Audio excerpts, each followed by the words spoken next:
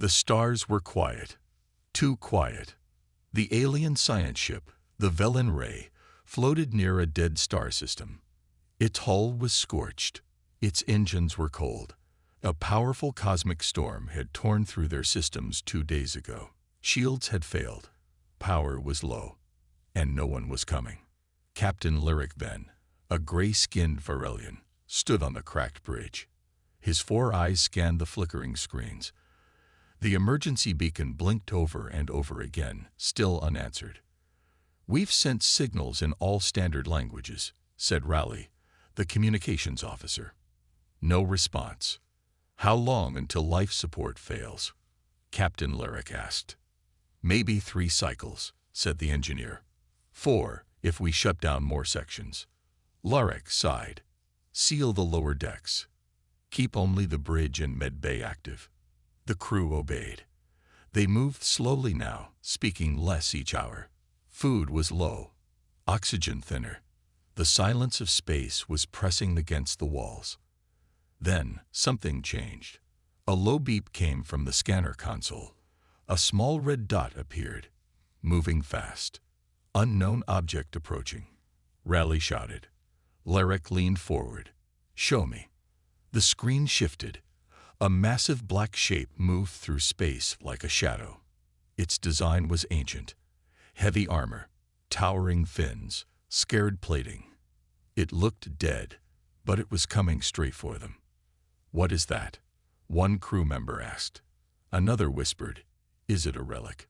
The computer scanned the object and brought up a single word. "Human."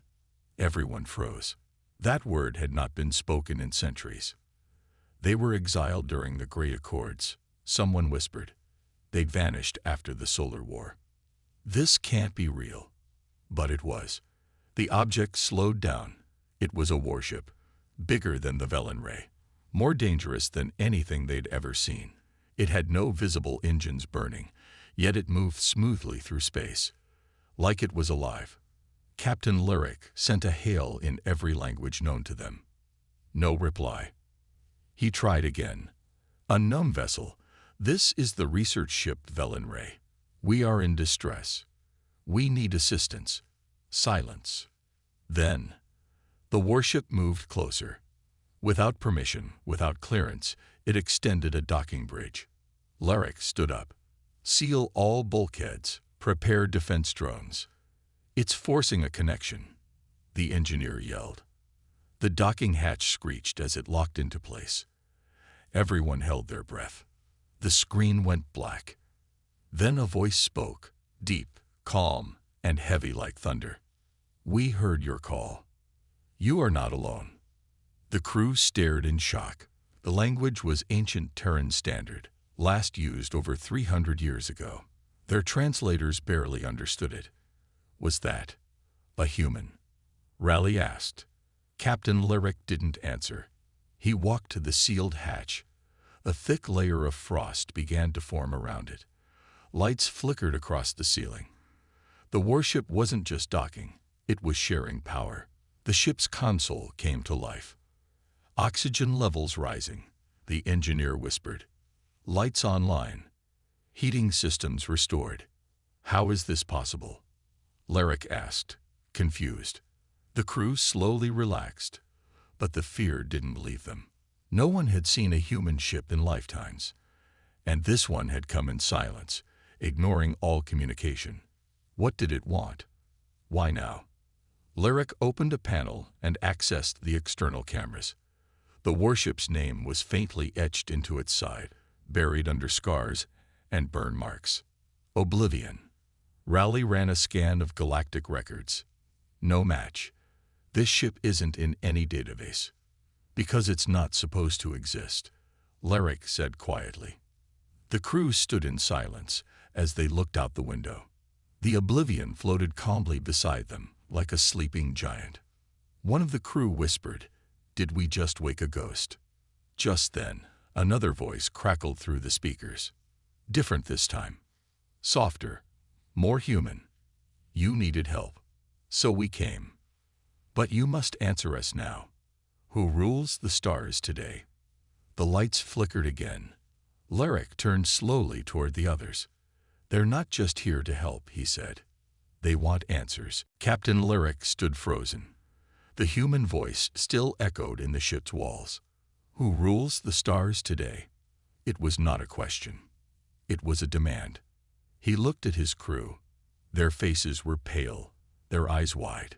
Fear hung in the air like smoke. "Can we trace the voice?"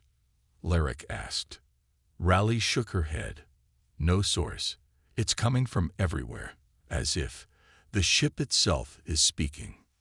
The human warship, Oblivion, still hovered beside them, docked and silent. But it had given power, heat, oxygen. It was helping them survive. And yet, it didn't feel like rescue. It felt like judgment. Lerick took a breath and answered slowly, hoping the voice was still listening. "This sector is ruled by the Galactic Unity Council," he said aloud. "They have kept peace since the exile era." Silence. Then a low hum ran through the hull. Not dangerous, almost thoughtful. The same council that left Earth to burn. The crew flinched. Some didn't understand the words. But Lerick did. He knew the history. The Solar War. The Great Exile. A betrayal buried deep in time. "Yes," he said quietly. "But that was long ago. Those leaders are gone. And yet your kind remembers what was done." Lerick felt a chill. "We only study history. We had nothing to do with it." "Neither did we," the voice replied. "And yet, we were hunted." The ship vibrated. Lights on the console flickered in strange patterns. The alien computers showed strange symbols, unknown code taking control. "Captain," the engineer cried, "our systems are being rewritten." "Pull the cables," someone yelled. "No," Lerick shouted. "Wait. Look." The screens came to life. Power levels restored. Navigation updated. The air filtration systems ran at full strength. The Oblivion wasn't harming them. It was fixing everything. "Why help us?" Lerick asked. No reply came. Instead, something new happened. A door opened on the human ship. A long, dark hallway appeared through the docking bridge. Mist floated along the floor. No movement. No crew. Lerick stared into the opening. "It wants us to come inside," he said. The crew backed away. "That's a death trap," the engineer whispered. But Lerick stepped forward. "Or it's an invitation." He looked at Raleigh. "Come with me. The rest of you stay ready. If anything happens, break the link." Together, Lerick and Raleigh crossed the docking bridge.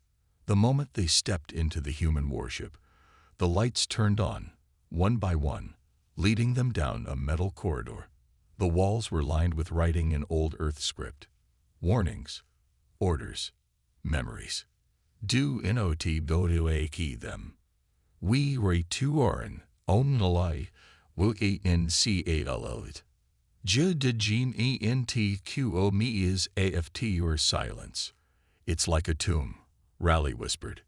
They reached a chamber. Inside were dozens, maybe hundreds, of large metal pods, cryo-sleep units.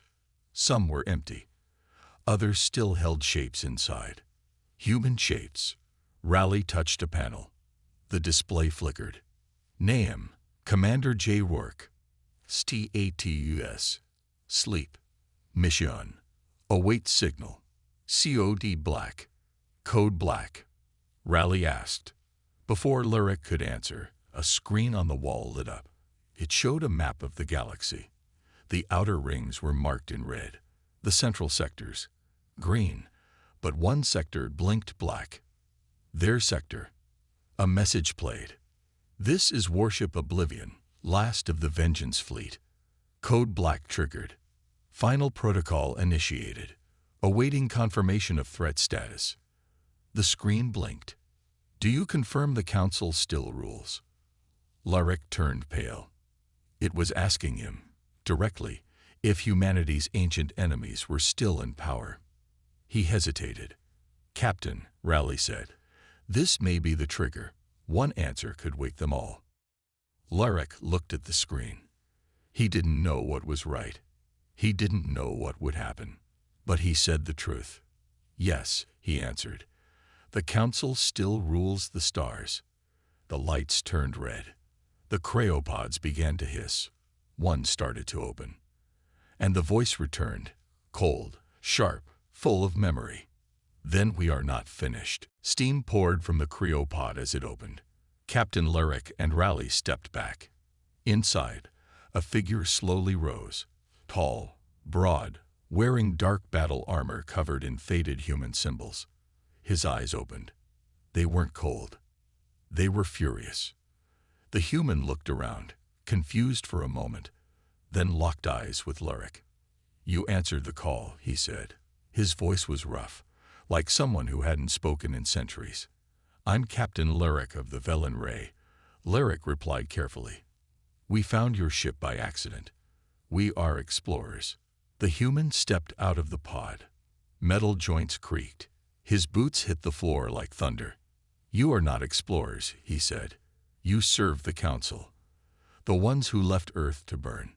The ones who exiled us. Raleigh raised her hands. That was hundreds of years ago. None of us were alive then. But we were, the human growled. We slept in metal while the galaxy forgot us. Now we wake, and the Council still rules. Larek's voice was calm, but tense. We didn't come to start a war. We came to survive. Our ship was dying. You saved us. Why? The human stared at him. Because that's what we were made to do. He looked around at the other sleeping pods. This ship, Oblivion, was one of 10. We were built in the final years before the Great Fall, not to conquer, not to rule, but to return when we were needed. And what decides that? Larek asked. The human smiled grimly. Pain, silence, the cries of the forgotten. When peace becomes a lie, we return. More pods began to open. 2, 3, 5. Humans stepped out, soldiers, engineers, pilots, all waking slowly, all armored, all scared. Raleigh whispered, what are they going to do? The first human turned to her. That depends on what the galaxy has become. Suddenly, alarms echoed across the Velen Ray. The alien science ship. Raleigh tapped her communicator. Velen Ray to Captain. A Unity patrol ship just dropped out of FTL. They're hailing us. Larek's eyes narrowed. How did they find us? The human already knew. They track all emergency beacons, including yours. Larek realized something. They're not coming to save us. They're coming to control the situation. Yes, the human said, just like they always did. Outside, the Unity patrol ship approached the 2 docked vessels. Lights bright. Weapons charge. They sent a message. Unidentified ship. You are in violation of Council space law. Disconnect from the alien vessel and prepare for inspection. Oblivion said nothing. No movement. No lights. Larek stepped forward. If you fight them, they'll bring more. This will start a war. The human didn't answer. Instead, he pressed something on his gauntlet. The ship Oblivion lit up from the inside. Soft blue lines running through its frame. A low hum filled the halls. Weapons systems activated. Defense shields charged. You misunderstand, the human said. We never stopped fighting. He turned to Larek and Raleigh. You should return to your ship. Wait, what are you planning? Raleigh asked. The human looked at the patrol ship through the hull window. Justice. Outside the alien moon, space turned deadly quiet. The Unity patrol ship floated just beyond the hull of the Oblivion. Its weapons were charged. Its message was clear. Surrender. Prepare for inspection. Power down your systems. But the Oblivion did not respond. Inside, Captain Larek and Raleigh stood at the edge of a dark window, watching as blue energy flickered across the warship's hull. The humans, now fully awake, moved with purpose. Some went to control panels. Others loaded weapons. Silent, focused. "This doesn't have to happen," Lurek said. The human commander, Commander Rourke, looked at him with tired eyes. "You think this is the start?" he said. "No, Captain. This is the end of what your council began long ago." Raleigh stepped forward. "But those people out there, they don't even know the old wars. They're just following orders." Rourke paused, then nodded. "I know. That's why I'm giving them a choice." He walked to the main console and tapped a control. The Oblivion sent a single message to the Unity ship. "Leave now. You are not the enemy, but stand in our path, and you will fall." Lurek held his breath. Maybe it would work. But the Unity ship answered within seconds. "Threat detected. Opening fire." Outside, 2 plasma bolts shot from the patrol ship. They hit Oblivion, but did nothing. The alien weapons barely scratched the ancient human armor. The next second, Oblivion responded. It didn't fire guns. It opened space. A beam of light struck the Unity ship, and it disappeared. Not exploded. Not broken. Erased. One moment it was there. The next, it was gone, as if it had never existed. On the Velenray, the alien crew screamed. Instruments failed. Lights blinked. They had never seen this kind of power.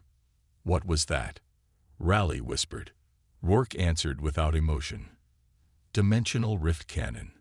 One of the last weapons built by Earth's deep core engineers, illegal even by our own laws. We kept it for a reason." Lurek stepped back. "You just removed a ship from existence." "They gave us no choice," Rourke said. "But we still have one." The war room lit up with new alerts.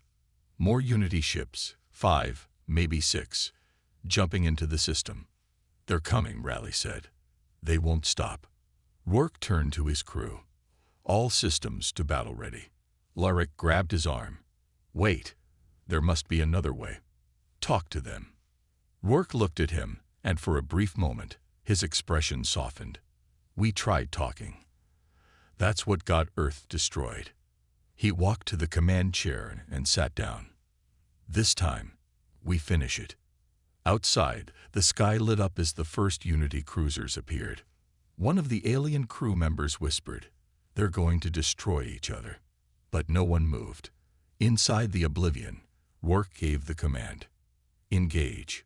The stars went dark. The stars burned red. 6 Unity warships surrounded the system. Their hulls were gold and silver, shining with the pride of 1,000 victories.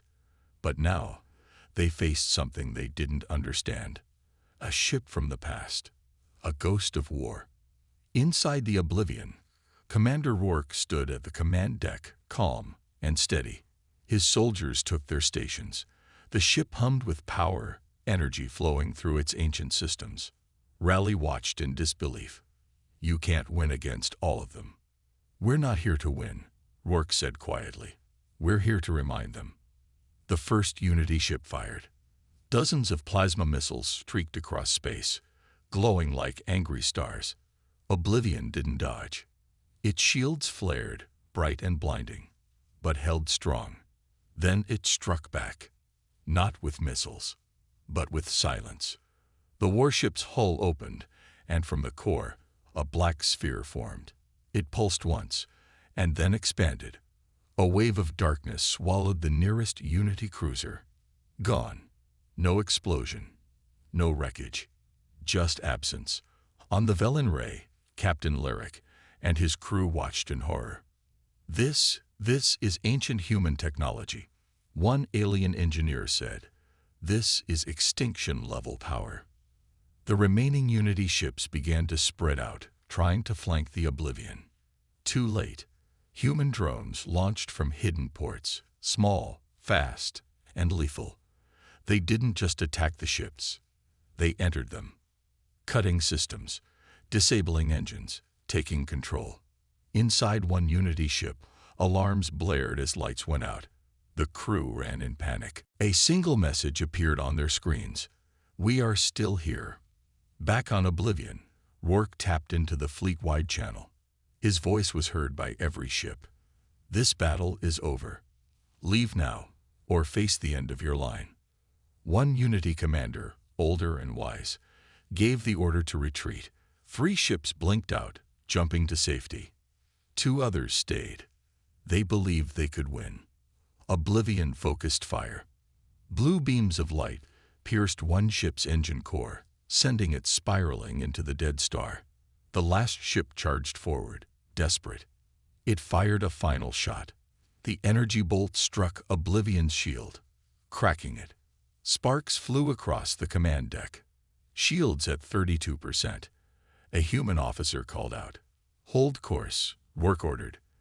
The Oblivion returned fire and sliced the enemy ship in half.